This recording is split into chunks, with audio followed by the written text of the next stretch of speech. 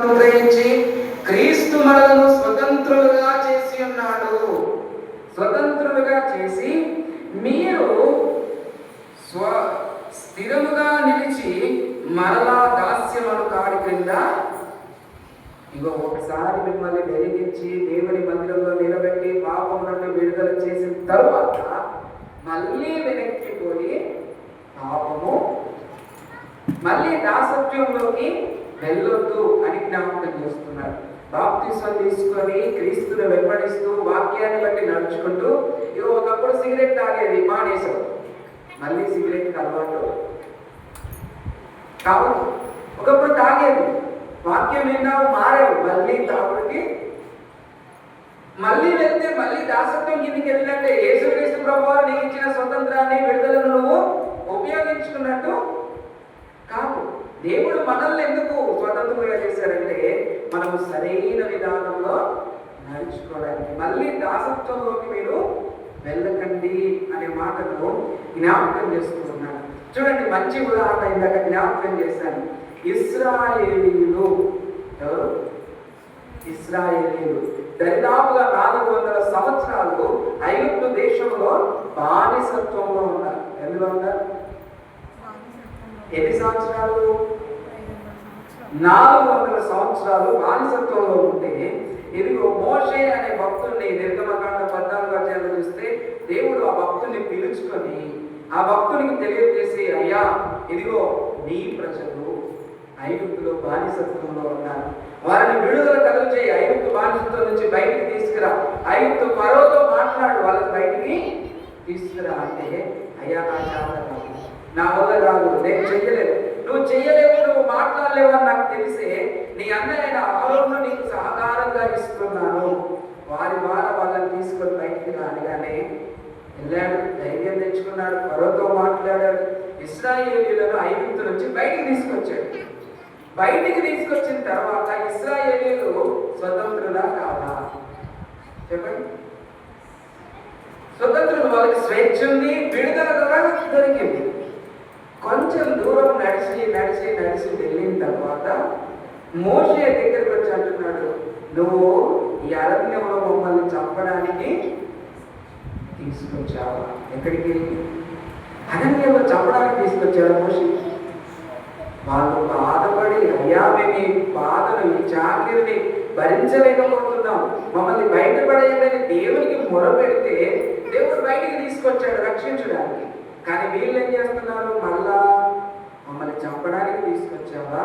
ఇక్కడికంటే ఐగుప్తులోనే బాగుంది. ఎక్కడ బాగుంది? బానిసత్వమే బాగుంది ఈ స్వతంత్ర జీవితం కంటే అని ఇశ్రాయేలీయులు సంఖ్యాకాండంలో మాట్లాడతారు. దేవుని బిడ్డల జ్ఞాపకం చేసుకోండి. ఇప్పుడు మనం కూడా దేవుడు మనకి మంచి స్వతంత్రాన్ని బాప్తిస్మం ద్వారా అనుగ్రహించాడు. ఈ అనుగ్రహించిన జీవితంలో ఇదిగో కొందరు మాట్లాడతారు ఏంటో తెలుసా, ఈ జీవితం కంటే ఆ జీవితమే బాగుంది. ఇప్పుడు ఒక తాగుబోతు మారాడు అనుకోండి, ఈ తాగుబోతు మారి దేవుడి సన్నిధానానికి వచ్చి వాక్యం ఏంటంటే ఇంకో తాగుబోతు వచ్చి ఏమంటాడో తెలుసా, ఒక్కసారి తాగితే ఏం కాదు తీరా, ఎవరు పట్టించుకుంటారు, నేను తాగట్లేదా, నన్ను ఎవరు అంటున్నా? ఇప్పుడు వీడికున్న స్వతంత్రాన్ని ఎవరు పోగొడుతున్నారు? విడుదలకు పోగొడుతున్నారు. అందుకే చెప్తున్నాడు, ఒక్కసారి వెలిగింపబడిన తర్వాత మళ్ళీ వెనక్కి వెళ్ళడానికి ఆలోచన. ఇశ్రాయేలీయులు వెనక్కి పోవాలనే ఆలోచన వాళ్ళకి దారంతటా ఉంది, చివరి వరకు అదే ఆలోచన ఉంది. అందుకే వారు దేవుడు ప్రవహించే దేశానికి ఎంతమంది చేరుకున్నారంటే ఇద్దరే చేరుకున్నారు. ఎంతమంది? ఇద్దరు. యెహోషువ కాలేబు. అప్పటి నుంచి ఎందుకు అనంటే వారు వారికి ఉన్నటువంటి స్వతంత్రం మీద విడుదల మీద ఖచ్చితంగా నిలబడ్డారు. ఎన్ని కష్టాలు వచ్చినా, ఎన్ని నష్టాలు వచ్చినా, ఎంత బలహీనత వచ్చినా ఆ స్వతంత్రాన్ని దేవుని దగ్గర కాపాడుకున్నారు. చూడండి, ఇంకొంచెం మనము ఆలోచన చేస్తే మనకు స్వతంత్రం ఇచ్చేది యేసుక్రీస్తు ప్రభు. అదేమి గుర్తుంచుకోవాలి, ఆయన తప్ప ఇంకెవరు స్వతంత్రం ఇయ్యరు. ఒక మంచి ఉదాహరణ యోహాను సువార్త 8వ అధ్యాయం 36వ వచనాన్ని మనం చూస్తే అక్కడ ఒక స్త్రీ వ్యభిచారం చేస్తూ పట్టబడుతుంది. ఒక స్త్రీ వ్యభిచారం చేస్తుంటే ఆమెను పట్టుకొని యేసు ప్రభు దగ్గరికి వచ్చారు. వచ్చి యేసు ప్రభువుని అడుగుతున్నారు, అయ్యా ఈమె వ్యభిచారం చేస్తుండగా పట్టుబడింది. కాబట్టి మోషే ధర్మశాస్త్రం అంటుంది ఈమెను రాళ్ళతో కొట్టి చంపేయాలి. రాళ్ళతో కొట్టి, ఎందుకు? పాపం వల్ల వచ్చే జీతము మరణం. నువ్వు పాపం చేస్తున్నావు అంటే వచ్చే జీతం మరణం ఖచ్చితంగా వస్తుంది.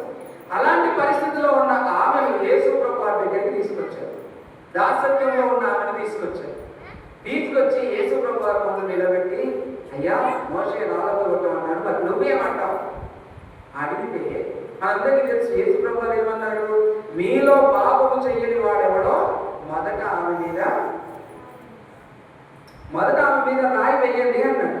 అక్కడ చిన్న బిడ్డలు మొదలుకొని పెద్దల వరకు అందరూ ఏం చేశారు? వాళ్ళ చేతిలో ఉన్న రాళ్ళని ఆడపడేసి ఒకరి తర్వాత ఒకళ్ళు వెళ్ళిపోయారు. దాని అర్థం ఏంటి? అందరూ మరి ఈ పాపం నుండి విడుదల ఎక్కడ దొరుకుతుంది? యేసుక్రీస్తు ప్రభువు దగ్గరే దొరుకుతుంది. యేసు ప్రభువు ఏమన్నాడు చూడండి, యోహాను సువార్త 8వ అధ్యాయం కొత్త నిబంధన గ్రంథంలో 88వ పేజీలో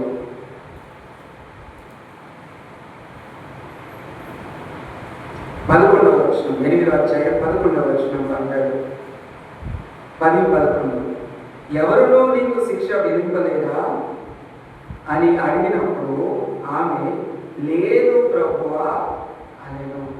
ఆమె దాసత్వంలో ఉంది, శిక్షలో ఉంది. అడిగాడు యేసు ప్రభువు, అమ్మ నేను ఎవరు శిక్షింపలేదా అంటే ఏమంటుంది? నన్ను ఎవరు శిక్షింపలేదు. అందుకే యేసు ఏమంటున్నాడు? నేను నీకు శిక్ష విధింపను, నీవు వెళ్ళి ఇక పాపము చేయకుమని ఆమెతో. చూడండి, నేను నీకు ఇప్పుడు శిక్ష విధించను, నీకు స్వతంత్రం ఇస్తున్నాను, విడుదలనిస్తున్నాను. ఇక నుంచి నువ్వు స్వతంత్రురాలివి, విడుదల పొందుకున్నావు, పాపం మాత్రము చేయము. ఆ విడుదల ఇచ్చేది ఎవరంటే యేసు ప్రభువారే. అందుకే ఇక్కడ ఉన్నాడు, మనకు విడుదల ఇచ్చేది, స్వతంత్రులుగా చేసేది యేసు ప్రభు ఒక్కడే. మన పాపం నుండి మనకు విడుదల ఇచ్చారు. ఇచ్చిన తర్వాత మళ్ళీ పాపం వైపు చూడడానికి జాగ్రత్త పడాలి. మనం చూడకుండా ఉండాలి అని అంటే జాగ్రత్త పడాలి. ఇంకా కొంచెం మనం ముందుకి ఆలోచన చేసినట్లయితే కొరింథీయులకు రాసినటువంటి 2వ పత్రిక 3వ అధ్యాయం పక్కనే ఉంటుంది, గలతీ పత్రిక పక్కనే కొరింథీయులకు రాసినటువంటి 2వ పత్రిక 3వ అధ్యాయం 17వ వచనంలో ఒక మాట, ప్రభువే ఆత్మ, ప్రభు యొక్క ఆత్మ ఎక్కడ ఉంటుందో అక్కడ స్వతంత్రం ఉంటును. దేవుని బిడ్డలారా జ్ఞాపకం చేసుకోండి, మనకు స్వతంత్రం యేసు ప్రభు వారి వల్ల వచ్చింది. ఆ స్వతంత్రం ఎలా కొనసాగుతుంది అంటే ఆ ప్రభువు మనతో ఉన్నప్పుడే స్వతంత్రం. ఆ ప్రభువు మనతో ఉన్నప్పుడే స్వతంత్రం, విడుదల. చూడండి ఇక్కడ అంటాడు, ప్రభువే ఆత్మ, ప్రభు యొక్క ఆత్మ ఎక్కడ ఉండునో అక్కడ స్వతంత్రము ఉండును. దేవుని బిడ్డలారా మనం జ్ఞాపకం చేసుకుంటే ఒక మంచి ఉదాహరణ, అపొస్తలుడైన పౌలు భక్తుడు అంటాడు ఫిలిప్పీ పత్రికలో ఏమంటాడంటే, ఇదిగో ఆయన మంచి మాట, ఎలాంటి మంచి మాట అంటాడంటే, నా మట్టుకైతే బ్రతుకుట క్రీస్తే, చావైతే లాభం. పాపాన్ని పక్కకు పెట్టేశాడు, చావుని ఆలోచన చేస్తున్నాడు. ఎందుకు అనంటే, ఇదిగో దేవుడు నాతో ఉన్నాడు, దేవుని ఆత్మ నన్ను నడిపిస్తుంది. అందుకే ఇంకో మాట అంటాడు, నన్ను బలపరచు వారి అందే నేను సమస్తము చేయగలను. ఆయనకు విడుదల వచ్చింది, స్వతంత్రం వచ్చింది. అందుకే ఆయన ఏమంటున్నాడంటే, నన్ను బలపరచు వారి అందే నేను సమస్తము. ప్రభు ఆత్మ ఎక్కడ ఉంటుందో అక్కడ స్వతంత్రం ఉంటుంది, అక్కడ నడిపింపు ఉంటుంది, అక్కడ విడుదల ఉంటుంది. దేవుడి ఆత్మ మనతో ఉండి మనల్ని నడిపించాలి. ఇంకొక మాట మనం చూద్దాం, కీర్తన గ్రంథం 119వ కీర్తన 45వ వచనాన్ని మనం చూసినట్లయితే మంచి మాట అక్కడ రాయించి పెట్టాడు. 119వ కీర్తన 45వ వచనం మనం చూస్తే అక్కడ ఏమంటాడంటే, నేను నీ ఉపదేశములను వెదకువాడను, నిర్బంధము లేక నడుచుకుందును. దేవుని బిడ్డలారా, దేవుని వాక్యాన్ని వెతుకువాడు, దేని వెతుకువాడు? దేవుని వాక్యాన్ని వెతుకువాడు ఎలా నడుచుకుంటాడు? నిర్బంధము లేక నన్ను ఎవరు బంధించరు, ఎందుకంటే నేను నీ వాక్యాన్ని నేర్చుకుంటున్నాను, నీ వాక్యాన్ని బట్టి నడుచుకుంటున్నాను, కాబట్టి నన్ను ఎవరు బంధించలేదు. విడుదల ఉంటుంది, అక్కడ స్వతంత్రం ఉంటుంది అని జ్ఞాపకం చేస్తూ ఉన్నాడు. ఇంక కొంచెం మనం చూస్తే దేవుని బిడ్డలారా, మనందరికీ స్వతంత్రం ఉంది, మనందరికీ విడుదల కలిగింది యేసు ప్రభువులో. స్వేచ్ఛ అంటే నువ్వు ఏమైనా చేయొచ్చు, చేయకూడదు. స్వేచ్ఛా జీవి అనగానే ఏం చెప్తారు? ఇక నీ ఇష్టం అంటే ఏం చెప్తారు? వాళ్ళకి నచ్చినట్టుగా చేస్తారు. కానీ స్వేచ్ఛలో ఒక రెస్పాన్సిబిలిటీ, ఒక బాధ్యత, విడుదలలో ఒక రెస్పాన్సిబిలిటీ, ఒక బాధ్యత కూడా ఉంటుంది. అది మనం జ్ఞాపకం చేసుకోవాలి. అదే క్రీస్తు సంఘముగా మనల్ని బలపరుస్తుంది, అది మనల్ని నడిపిస్తుంది. చూడండి, గలతీయులకు రాసినటువంటి పత్రిక 5వ అధ్యాయం 13వ వచనాన్ని మనం చూస్తే, 5:13 వచనాన్ని మనం చూస్తే,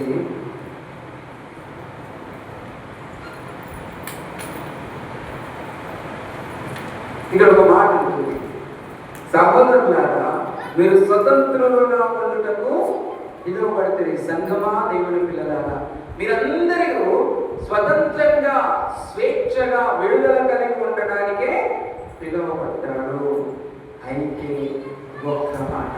అయితే ఒక్క మాట ఏంటి? ఏం చెప్తున్నాడు ఆ ఒక్క మాట? ఆ స్వతంత్రమును శరీర క్రియలకు హేతువు చేసుకొనక. విడుదలిచ్చాడు కదా అని ఇష్టం వచ్చినట్టుగా ఆలోచన చేయక, లోకపరమైన ఆలోచన చేయక, ఏమంటున్నాడు? ప్రేమ కలిగిన వారై ఒకరినొకడు దాసులై ఉంటుంది. ఏమంటున్నాడు? స్వేచ్ఛ వచ్చింది కదా, విడుదల దొరికింది కదా అని ఇష్టం వచ్చినట్టుగా ఉండడానికి లేదు. ఒక బాధ్యత ఉంది, ఒక విధానంలో నడుచుకునే పద్ధతి ఉంది. ఏమంటున్నాడంటే ప్రేమ కలిగిన వారై ఒకరికొకరు దాసులై ఉండండి. ఇది స్వతంత్రం, ఇది విడుదల. దేవుని బిడ్డలారా, జ్ఞాపకం చేసుకోండి, నువ్వు గొప్ప అంటే నేను గొప్ప అనే విధానంలోకి వెళ్తే అది స్వతంత్రం యొక్క విడుదలకి రాదు. దేవుని బిడ్డలారా, మంచి ఉదాహరణ మనం ఆలోచన చేస్తే బైబిల్ గ్రంథంలో ఒక మంచి ఉదాహరణ ఉంటుంది. లూకా సువార్త 15వ అధ్యాయంలో 11-32 వచనాల్లో తప్పిపోయిన కుమారుడి గురించి మనకు రాయబడుతుంది. ఏ కుమారుడు? ఈ కుమారుడికి పేరు లేదు, తప్పిపోయిన కుమారుడు మాత్రం. ఈ తప్పిపోయిన కుమారుడి పరిస్థితి మనకు మొత్తం తెలుసు, ఎందుకంటే ఎన్నోసార్లు చదివాము, ఎన్నోసార్లు దైవజనులు ప్రకటిస్తుంటే విన్నాం. అయితే ఇక్కడ ఒక మాట జ్ఞాపకం చేసుకోవాలి. తండ్రి దగ్గరికి చిన్న కుమారుడు వచ్చి, నాది నాకు ఇచ్చేయి, నన్ను విడుదల చేసేయి, నీ కింద నీ బానిసత్వంలో నేను ఉండలేను, నాది నాకు ఇచ్చేయి, నన్ను విడుదల చేసేది. తండ్రి ఏమన్నాడు? విడుదలే కదా కోరుకునేది, ఫ్రీగా వెళ్ళిపో, నీ ఆస్తి మొత్తం నీకు ఇస్తున్నా, నేను కష్టపడలేదు, ఏం లేదు, కేవలం తండ్రికి కుమారుడిగా పుట్టినందుకు ఏమడుగుతున్నాడు? నా ఆస్తిలో భాగం నాకు. లెక్క ప్రకారం ఆలోచన చేస్తే ఏమైనా కష్టపడ్డా? 0 రూపాయి సంపాదించింది లేదు. తిరగడము, లోకపరమైన జీవితంలో నడుచుకోవడం, ఇవే ఆయనకు తెలుసు. ఏనాడు పనికి పోయింది తెలియదు, రూపాయి సంపాదించింది తెలియదు. కానీ ఇప్పుడు ఏమంటున్నాడు తండ్రి దగ్గరికి వచ్చి? నాకు రావాల్సిన భావం నాకు. తండ్రి మంచోడు, స్వేచ్ఛనిచ్చేటువంటి వాడు, విడుదల కలిగించేటువంటి వాడు. అందుకే అతను ఏం చేస్తున్నాడంటే, అయ్యా మీరేమో తీసుకోలేకపో. స్వతంత్రం వచ్చింది. స్వతంత్రం వచ్చినప్పుడు ఆయన ఏం చేశాడు చెప్పండి? ఏం చేశాడు? చిన్న కుమారుడు దూర దేశాలకు వెళ్ళిపోయాడు, చేతిలో ఉన్న డబ్బులన్నీ ఖర్చు పెట్టాడు, తన స్వతంత్రాన్ని విచ్చలవిడిగా వాడుకున్నాడు. స్వతంత్రం అంతా అయిపోయిన తర్వాత ఏమంటున్నాడు? బంధువుల దగ్గర పనిచేయడానికి వచ్చాడు. ఎక్కడికి? దేవుని బిడ్డలారా, మనకి స్వతంత్రం అనేది ఎందుకుందంటే కాకపోవడానికి. స్వతంత్రం మనం కలపోవడానికి కాదు. విడుదల అనేది మనకి ఎందుకు? అభివృద్ధి చెందడానికి. అంతేకాని అభివృద్ధి చెందకుండా పడిపోవడానికి కాదు. ఇప్పుడు ఈ కుమారుడికి స్వతంత్రం దొరికితే ఈయన ఏమైపోయాడంటే పందులు వాసుకునే దగ్గర ఉండి పొట్టు తినడానికి కూడా ప్రయత్నం చేస్తే ఆ పందుల యజమాని ఏమన్నాడు, అది పందులు తినేది నువ్వు తినడానికి. చూడండి, స్వతంత్రాన్ని మనము జాగ్రత్తగా వాడుకోవాలి, బాధ్యతగా వాడుకోవాలి. దాని బాధ్యతగా వాడుకోలేదనుకో పందులు తినే పొట్టు కూడా దొరకదు. అప్పటికి ఆయన గుర్తుకొచ్చింది, నా తండ్రి ఇల్లు ఎంత మంచిగా ఉన్నది, నా తండ్రి ఇంట్లో పనిచేసే వాళ్ళకు కూడా మంచి ఆహారం ఉన్నది, కాబట్టి నేను తిరిగి నా తండ్రి ఇంటికి వెళ్ళి కనీసం ఒక పనోనిగానైనా బ్రతుకుతా. ఏమనుకుంటున్నా, కనీసం పనోనిగానైనా బ్రతుకుతా. ఆ తండ్రి ఏమన్నాడు, దూరం నుంచే కుమారుని చూసి మంచి వస్త్రాలనిచ్చి, ఉంగరాలనిచ్చి, మంచి చెప్పులనిచ్చి, మంచి విందు చేయించాడు. ఎందుకు? తిరిగి వచ్చాడు, మంచి విందు చేయించాడు. స్వతంత్రాన్ని జాగ్రత్తగా వాడుకోకపోయినా మంచి విందు చేయించాడు. ఎందుకు? ఇప్పుడు స్వతంత్రం యొక్క విలువ అతనికి తెలుసు. స్వతంత్రం యొక్క విలువ తెలిసింది కాబట్టి తిరిగి వచ్చాడు, కాబట్టి ఆయనకు విందు చేయించాడు. ఈయనకు విందు చేయిస్తే అక్కడ స్వతంత్రం ఇంకొక వ్యక్తి బ్రతుకుతున్నాడు. ఎవరు? అలా అన్న వచ్చి తమ్ముడి కోసం విందు చేస్తుంటే తండ్రిని అడుగుతున్నాడు, అయ్యా నేను నా స్నేహితులను పిలుచుకొని చిన్న పని చేద్దామని అంటే, చిన్న పండగ చేసుకుందామంటే ఒక్క గొర్రె పిల్లని కూడా ఇయ్యలేదు, నాకు ఇయ్యలేదు, నాకు చేయలేదు, నాకు పెట్టలేదు అని అంటే మరి నీకు స్వతంత్రం ఉందా లేదా? ఉండదా లేదా? ఇంట్లో తండ్రి ఏమంటున్నాడు, నా అన్ని నీవే, నీకెప్పుడు నా ఇంట్లో స్వతంత్రమే అంటే నిజమైన స్వతంత్రాన్ని వదిలేసి నిజము కాని స్వతంత్రం వెంబడి చిన్న కుమారుడు వెళ్ళిపోయాడు. ఇంట్లో ఉన్న పెద్ద కుమారుని కూడా నిజమైన స్వతంత్రం అంటే ఏంటో తెలిసిందా? తెలియదు. దేవుని పెట్టాక అదే విధంగా ఈనాటి క్రైస్తవ లోకం కూడా అలాగే ఉంది. దేవుడిచ్చిన నిజమైన స్వతంత్రం ఏంటో, నిజమైన విడుదల ఏంటో తెలుసుకోలేని పరిస్థితిలో ఉంది. లోకం వైపు చూడడం, లోకం వైపు వెళ్ళడము నేర్చుకుంటూ ఉంది. దేవుని పెట్టారు. ఇంకొక మాట మనం చదువుకుందాం. మొదటి పేతురు పత్రిక 2వ అధ్యాయము 16వ వచనం.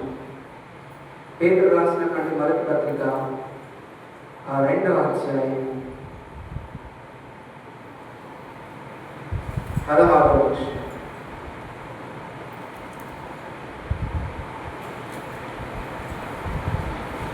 స్వతంత్రులయ్యుండి దుష్టత్వమును కట్టిపెట్టుటకు మీ స్వతంత్రమును వినియోగపరచక దేవునికి దాసులమని లోబడి ఉండుడి. దేవుని బిడ్డలారా, మీకు స్వతంత్రం వచ్చింది, స్వతంత్రం వచ్చింది కదా అని చేసిన తప్పులు దాచిపెట్టద్దు. చేసిన తప్పులు దాచిపెట్టద్దు. నేను స్వతంత్రం వచ్చింది, నేను అన్ని చేయగలను. పౌలు భక్తుడు అంటాడు, నేను స్వతంత్రుని కదా, ఏమైనా చేయగలనని నువ్వు అనుకోవద్దు అంటాడు. ఇక్కడ కూడా అదే చెప్తున్నాడు, మీరు స్వతంత్రులై ఉండి మీ తప్పును కప్పిపుచ్చుకోవద్దు, కాకపోతే దేవునికి దాసులమని లోబడి ఉండండి అని జ్ఞాపకం చేస్తున్నాడు. దేవుని ఇప్పుడు మనకు స్వతంత్రం వచ్చింది. ఇప్పుడు లోకంలో శరీరంలో బ్రిటిష్ పరిపాలన నుంచి మనకి స్వతంత్రం వచ్చిందా? ఎన్ని సంవత్సరాలు? 79 సంవత్సరాలు బ్రిటిష్ పరిపాలనలో ఉన్న బానిసత్వం నుండి మనకు విడుదల వచ్చింది. విడుదల వచ్చిన తర్వాత మనం స్వతంత్రంగా ఉన్నాము. స్వతంత్రంగా భారతదేశాన్ని అభివృద్ధి చేసుకోవడానికి మళ్ళీ ఏం చేసుకున్నాము అని అంటే ఒక రాజ్యాంగాన్ని ఎందుకు రాసుకున్నాము? మన విడుదల ఒక బాధ్యతాయుతంగా ఉండాలి, ఒక విధానంలో ఉండాలి. కాబట్టి ఇప్పుడు బ్రిటిష్ పరిపాలనలో ఉన్న నియమ నిబంధనలు, రూల్స్ అన్నీ పోయి మళ్ళీ ఏ రూల్స్ వచ్చినాయి?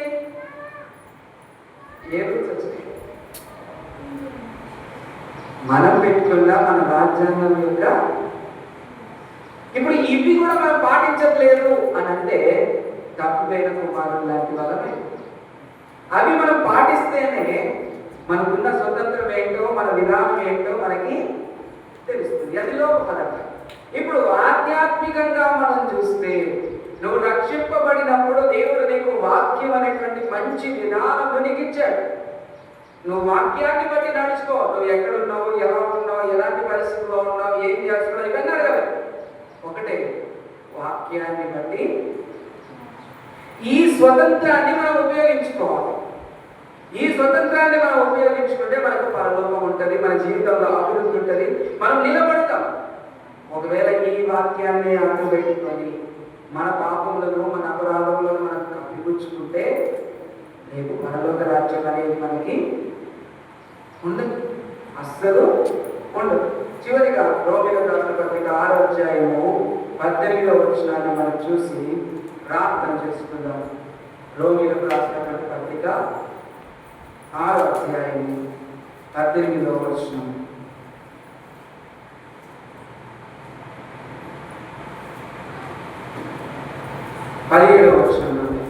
మీరు పాపమునకు దాసులై ఉంటిరి గాని ఏ ఉపదేశ క్రమమునకు మీరు అప్పగింపబడితిరో దానికి హృదయపూర్వకముగా లోబడిన వాడే పాపము నుండి విమోచింపబడి, ఇదిగో మీకు వాక్యం చెప్పడం ద్వారా ఇన్ని రోజులు పాపానికి బానిసలై ఉన్నారు.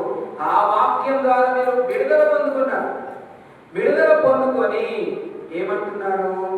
నీతికి దాసులైతిరి, ఇందుకు దేవునికి స్తోత్రం. మనమందరం నీతికి దాసులం అయ్యాము. కాబట్టి ఇప్పుడు దేవుని బిడ్డలారా జ్ఞాపకం చేసుకోండి, మనమందరం గుర్తుంచుకోవాలి. ప్రతి క్రైస్తవునిగా మనకు దేవుడు విడుదల, స్వతంత్రము పాపం నుంచి ఎందుకు అనుగ్రహించాడు అంటే మళ్ళీ పాపం చేయాలని కాదు, నీతి కార్యము చేస్తూ దేవునికి గౌరవము తీసుకురావాలి అన్న విషయము మనం గుర్తుంచుకోవాలి. దేవుని బిడ్డలారా, కాబట్టి ఈ స్వతంత్రము మనకు యేసుక్రీస్తు అనుగ్రహించాడు. ఈ స్వతంత్రం మనకు విడుదలనిచ్చింది. మళ్ళీ వెనుకకు తిరిగి లోకపరమైన విషయాలు చేసి దాసత్వంలోకి మనము వెళ్ళవచ్చు. ఎందుకు చెప్తున్నానంటే, తప్పిపోయిన కుమారుడికి తిరిగి రావడానికి అవకాశం ఉంది. తప్పిపోయిన కుమారుడికి తిరిగి రావడానికి అవకాశము ఉంది. కానీ తప్పిపోయిన క్రైస్తవునికి తిరిగి వచ్చే అవకాశము లేదు. తప్పిపోయిన క్రైస్తవునికి తిరిగి వచ్చే అవకాశము, యూదా పత్రికలు అంటాడు, వాడికి మళ్ళీ చెప్పినా అర్థం కాదు, తిరిగి రాదు. కాబట్టి ఇప్పుడు దేవుడు బిడ్డలారా, అందుకే మనం జ్ఞాపకం చేసి సమయం ఉండగానే సద్వినియోగపరచుకోవాలి. దేవుడు మనతో ఉన్నప్పుడే, మనకిచ్చిన విడుదలను బట్టే మనకు స్వతంత్రుడుగా ఉండాలి. దేవుని అవకాశాన్ని బట్టే మనం ముందుకు కొనసాగాలి. కాబట్టి దేవుడు ఇచ్చిన స్వతంత్రమును మనందరం కూడా మన కుటుంబం యొక్క, మన పిల్లల యొక్క, వారి పిల్లల యొక్క అభివృద్ధి కొరకు, ఆత్మీయ జీవితం యొక్క ఫలింపు కొరకు మనం ఉపయోగించుకుంటూ దేవునికి మహిమ కలిగిన జీవితాన్ని మనందరము జీవించుదాం. ప్రభు సన్నిధానంలో లేచి నిలబడి చెప్పబడిన మాటల్ని బట్టి, సంఘాన్ని బట్టి మనం ప్రార్థన చేసుకుందాం.